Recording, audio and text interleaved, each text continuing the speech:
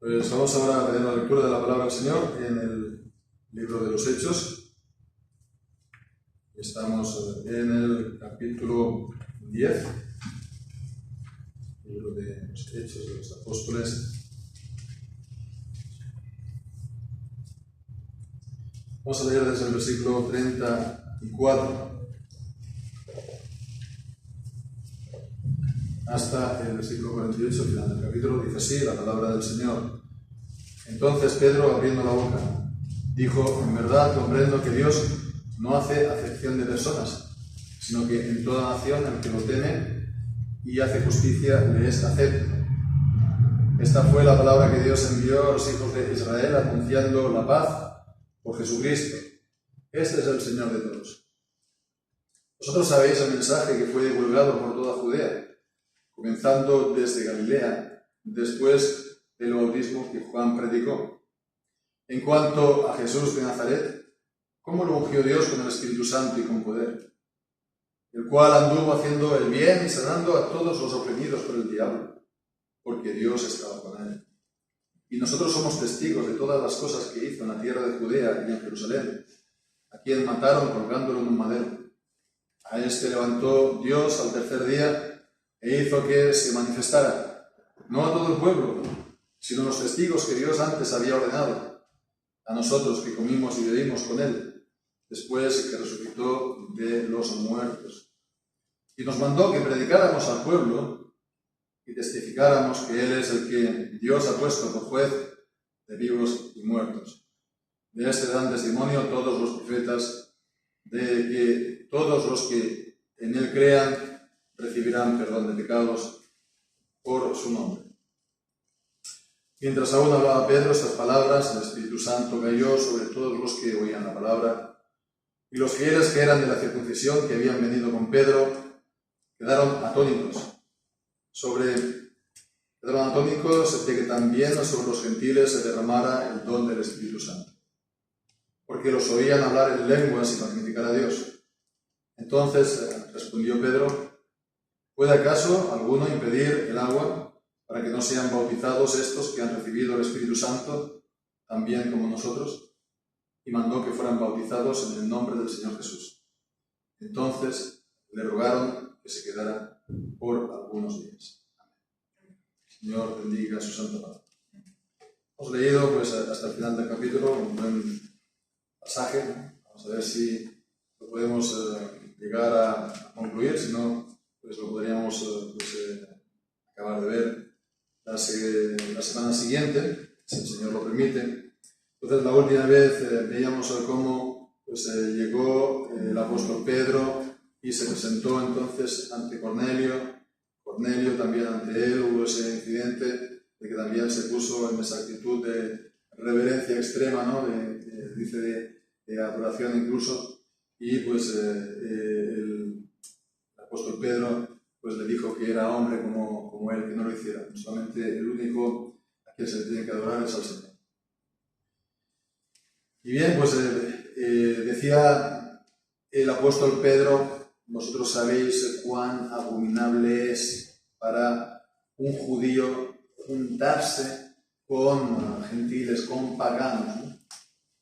Y sin embargo, Dios me ha mostrado que a nadie diga yo, llame yo, impuro o inmundo. Entonces vemos cómo Pedro respondió entonces a la visión celestial y, obedeciendo, fue a casa de los paganos, sin importar lo que tal vez otros judíos pudieran pensar, incluso de la compañía de los cristianos judíos, ¿no? Él, por la obediencia, se presentó y, bueno, pues no reparó, no hizo ningún tipo de cálculos, ¿no?, en lo que esto podía suponer para él, por su reputación entre otros cristianos judíos. Sin embargo, esto mismo, pues cómo contrasta, ¿no?, ¿verdad?, con lo que leemos en la carta a los Gálatas, en el capítulo 2. que más adelante el apóstol Pedro también estaba con otros cristianos no judíos, ¿no?, de origen gentil, pagano, convertidos por supuesto, eran hermanos, y sin embargo, pues él, por miedo a los de la circuncisión, por miedo al qué dirán, ¿no?, otros judíos, tal vez incluso otros creyentes judíos, ¿no?, pues entonces él se apartaba y se retraía en su simulación. Y eso, pues bueno, le ganó a Pedro pues esa reprensión fuerte por parte de Pablo en público, ¿no?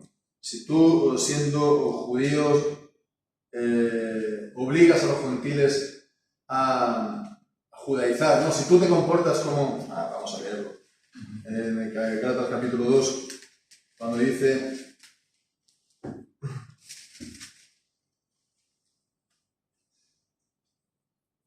En el versículo 14, cuando vi que no andaban rectamente conforme a la verdad del Evangelio, dije a Pedro delante de todos: si tú, siendo judío, vives como los gentiles y no como judío, ¿por qué obligas a los gentiles a judaizar? Entonces vemos, ¿no?, que Pedro actuó bien, pero aquí más adelante cayó, ¿no?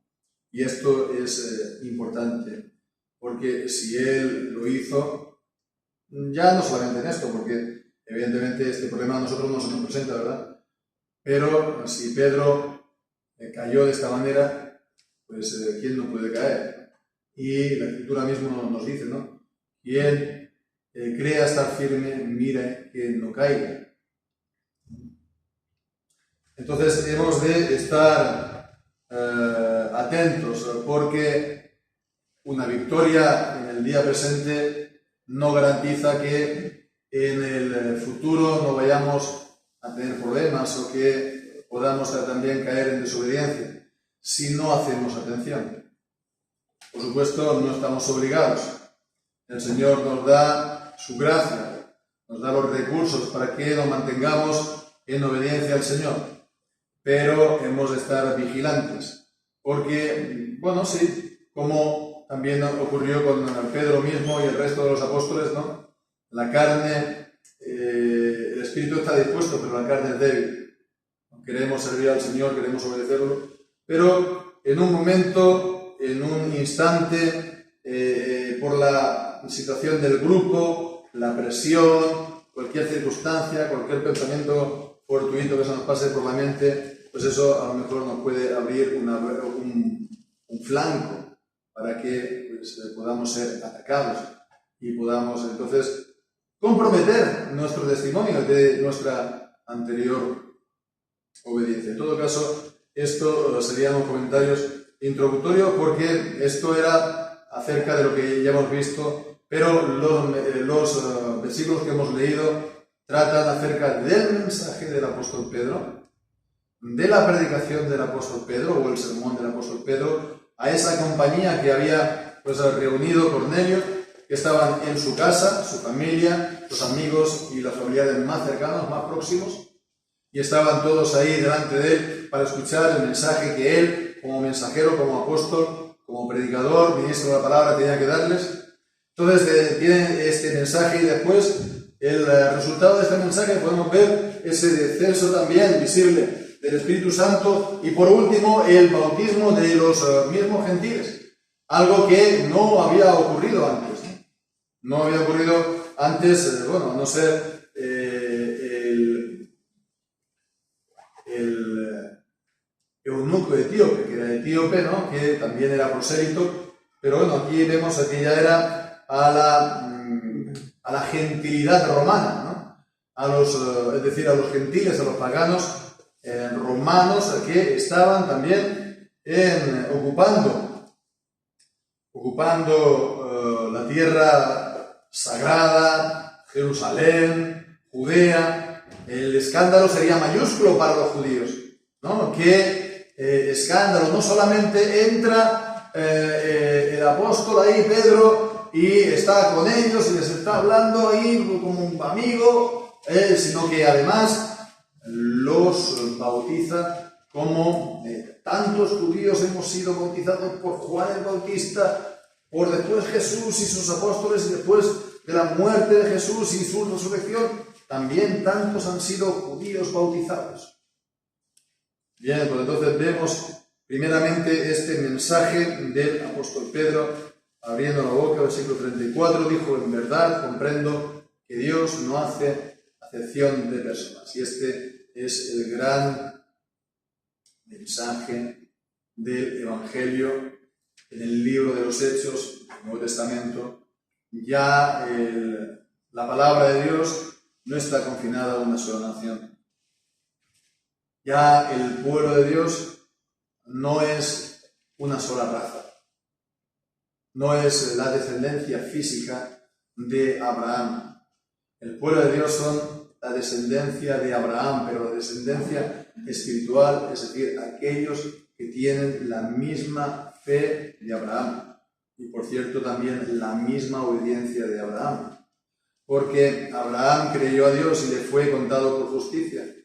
Pero esa fe fue puesta a prueba cuando Dios le pidió sacrificar a su hijo Isaac, y él obedeció. Entonces, la fe que tuvo Abraham no es una fe vana, una fe muerta, sino es una fe obediente, una fe que obra por el amor. Entonces, vemos, este es el gran mensaje del Evangelio en el Nuevo Testamento. No tiene favoritismos, no hace acepción de personas. Dios. Es lo mismo que dice el apóstol Pablo, ¿verdad?, en la carta a los romanos, ¿verdad? Él no tiene ningún tipo de favoritismo. En el capítulo 2 y versículo 11. Porque para Dios no hay acepción de personas. Porque todos los que sin la ley pecaron, sin la ley también perecerán. Y todos los que en la ley pecaron, por la ley serán juzgados. ¿Quiénes son los que están sin la ley? Los gentiles, los paganos. Aquellos que han pecado sin la ley, perecerán. Y todos los que en la ley, ¿quiénes son los que están en la ley? Los judíos han pecado, ellos por la ley también serán juzgados, pero no serán juzgados evidentemente si han pecado para que sean absueltos, para que sean justificados, sino para que sean condenados. No hay acepción de personas.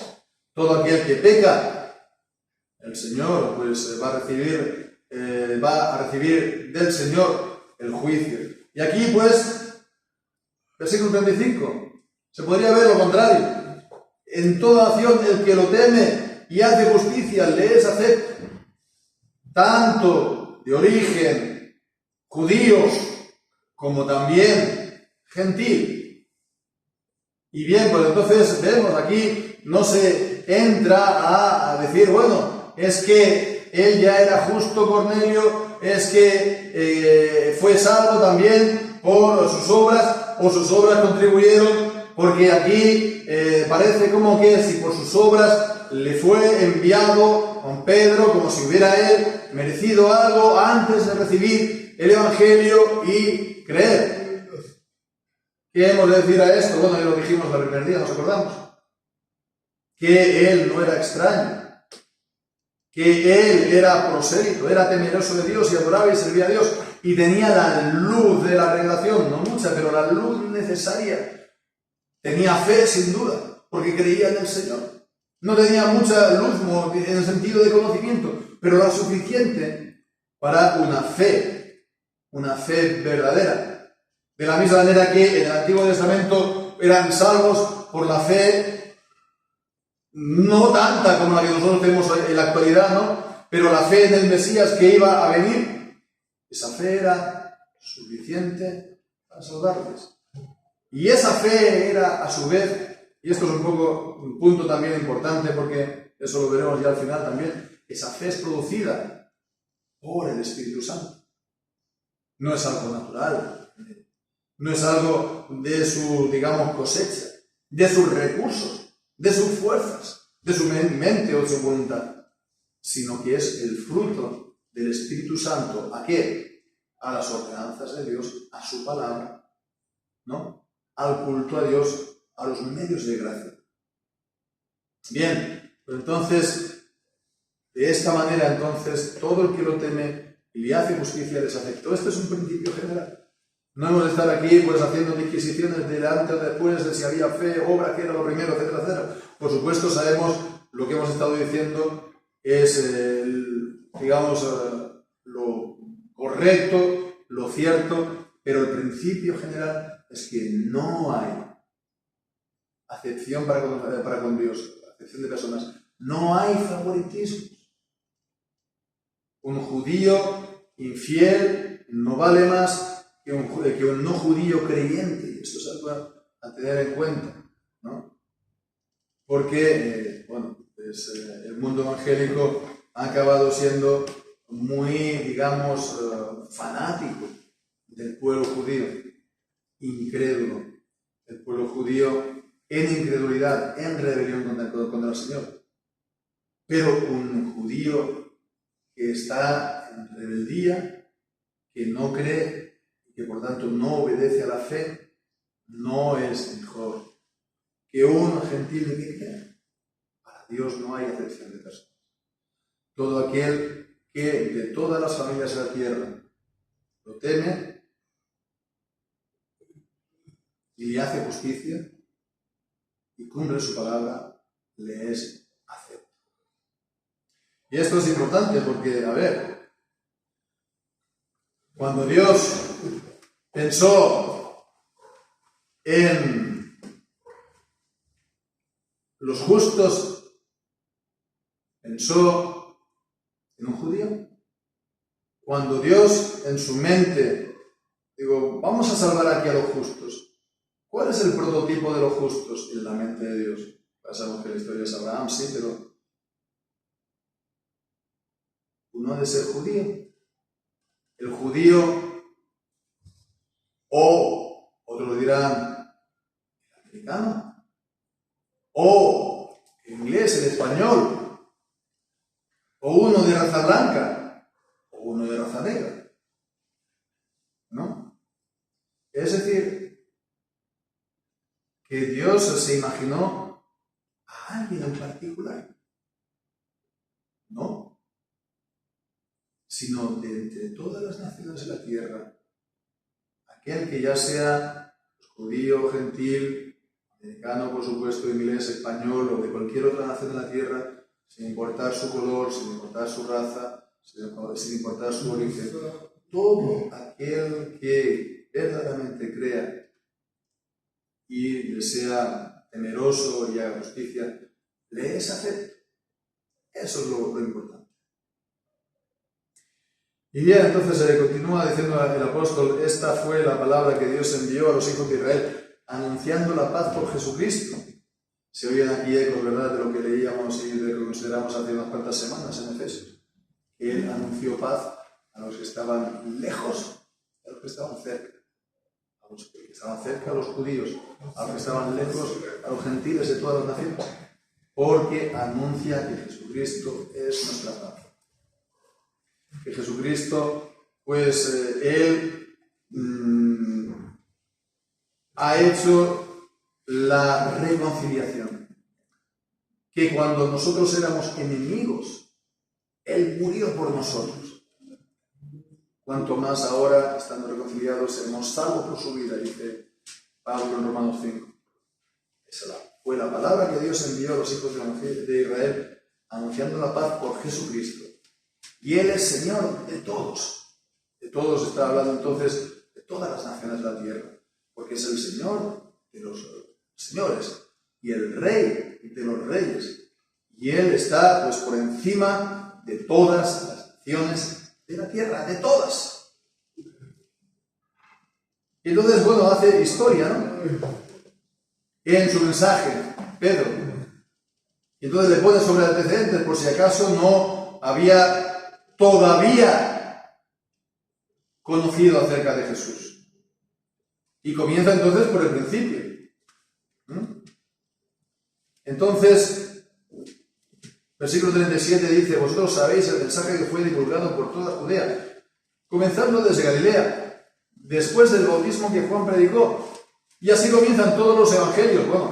Mateo y Lucas está hablando del nacimiento de Jesús, ¿no? De cómo fue engendrado y el nacimiento de Jesús, pero Marcos y Juan están comenzando directamente por Juan el Bautista y su bautismo.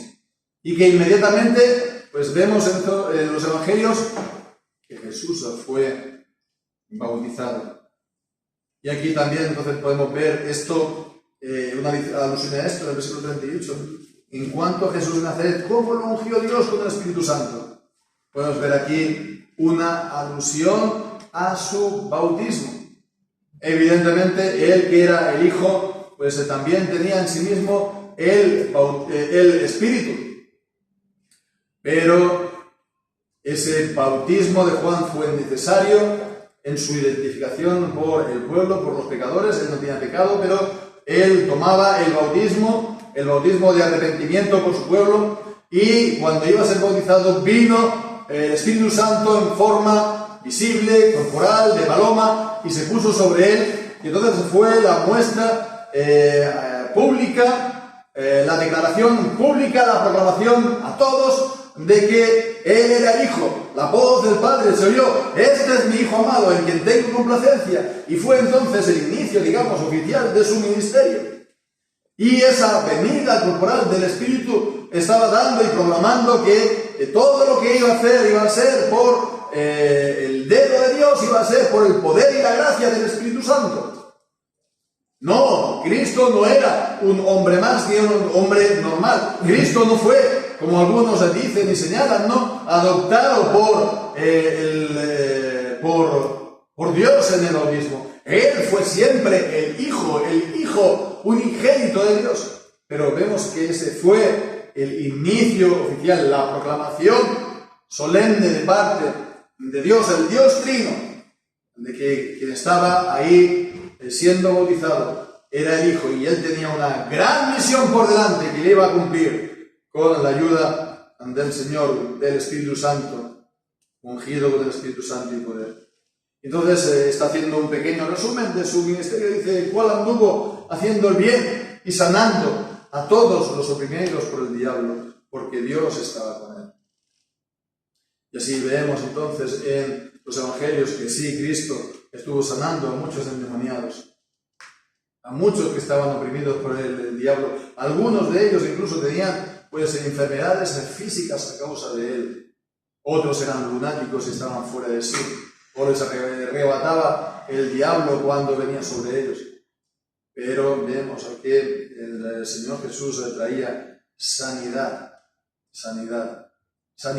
por la palabra, sanidad por la enseñanza que él daba. Él predicaba con autoridad, y las sanidades físicas era una muestra de la sanidad del alma, era una muestra de esta sanidad de los oprimidos del diablo.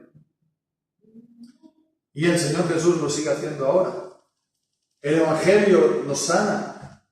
Todo aquel que hace pecado es esclavo del pecado y es esclavo también del diablo. Todo aquel que está fuera de Cristo es parte del diablo. Está, digamos, bajo su potestad. Sin embargo, el venir a la fe por el poder y la gracia de Dios es cortar con el diablo para estar en el reino de la luz admirable. El Señor nos libra en Cristo de la sujeción del diablo, por ejemplo, por el miedo a la muerte. Eso ya no nos toca a nosotros los creyentes. Sabemos que estamos aquí de paso y nuestra partida de este mundo es mucho mejor porque vamos a estar con Cristo en los cielos. Entonces vemos, esto es lo que aporta el Evangelio. El Evangelio es poder espiritual para pasar de la muerte a la vida, de las tinieblas a la luz, de la potestad del diablo al señorío de Cristo y a su gracia. Es vida espiritual y es poder espiritual allí donde se practica el Evangelio. El Señor está manifestando su poder, porque Dios estaba con él, como Dios está con los siervos de él, que predican a Cristo. Y Cristo hace también esta misma obra en este tiempo. Y nosotros somos testigos, versículo 39, de todas las cosas que hizo en la tierra de Judea y en Jerusalén. Aquí está hablando, por lo tanto, de todos sus milagros, de todas sus obras. Y al último dice: a quien mataron colgando en un madero. La muerte de Jesús. pero la muerte no fue el final. Vemos a quien levantó Dios al tercer día y hizo que se manifestara, no a todo el pueblo, sino a los testigos que Él había ordenado de antemano. A nosotros, que comimos y bebimos con Él, después que resucitó de los muertos, es decir, a la compañía de los apóstoles, como enseñan los evangelios, los 4 evangelios, ¿verdad? No a todo el mundo, a aquellos que Él había escogido. Y esto es un ejemplo también de ¿qué? De la predestinación y de la elección de Dios. Dios no muestra la gracia salvadora de la que estamos hablando en el sentido de obrarla, de realizarla en todos. Lo hace en aquellos que Él ha escogido por gracia, para amarlos por pura gracia, para salvarlos por pura gracia, para regenerarlos y para que ellos sean de Él para siempre, por gracia. Y nos mandó que predicáramos al pueblo, a todo el pueblo, porque estas buenas nuevas han de ser para todo el pueblo, para todas las naciones, ¿verdad? Ha de ser anunciado y todas las naciones han de ser exhortadas, animadas a entrar, a venir. El Señor Jesús mismo nos dice: forzadlos a entrar en mi casa, que mi casa esté llena.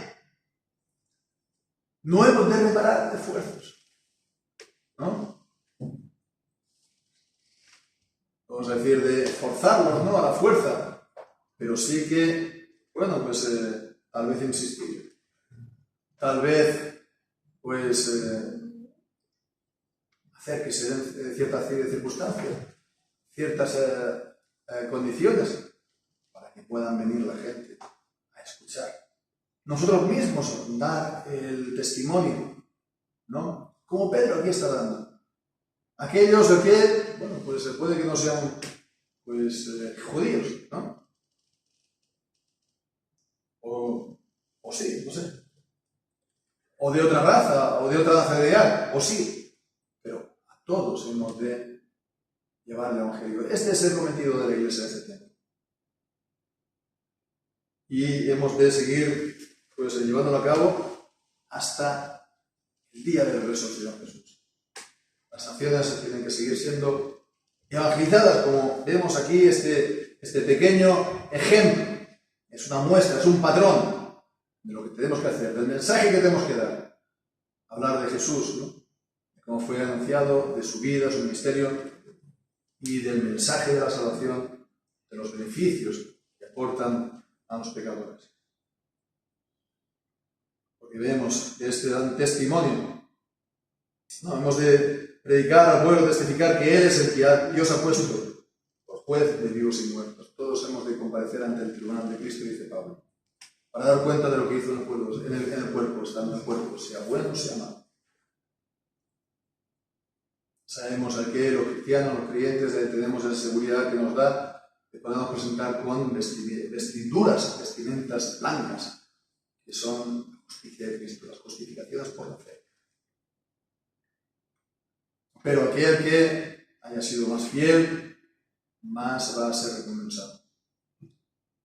Habrá gozo para todos y plenitud de gozo para todos y cada uno, pero unos tendrán una posición en el cielo más alta, más honrosa que otros. Este dan testimonio todos los profetas, que todos los que en él crean recibirán perdón de pecados por su nombre.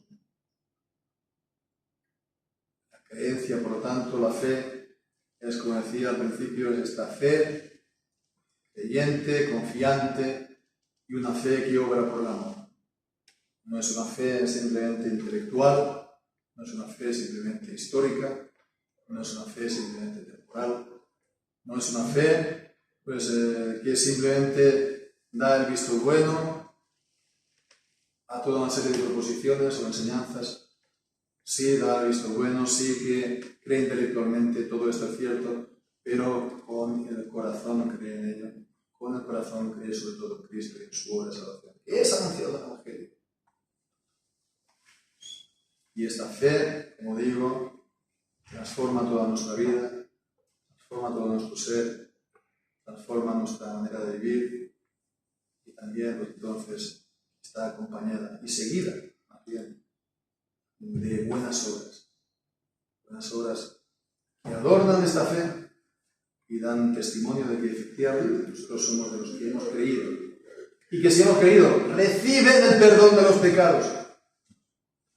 Reciben el perdón de los pecados. Y eso no hay ninguna duda. Dios es testigo, Dios lo afirma solemnemente, Dios nos da una cosa para volverla a quitar después. Porque irrevocables sin arrepentimiento son los dones y llamamiento de Dios. Pues hermanos, que así sea. Que el Señor bendiga su palabra.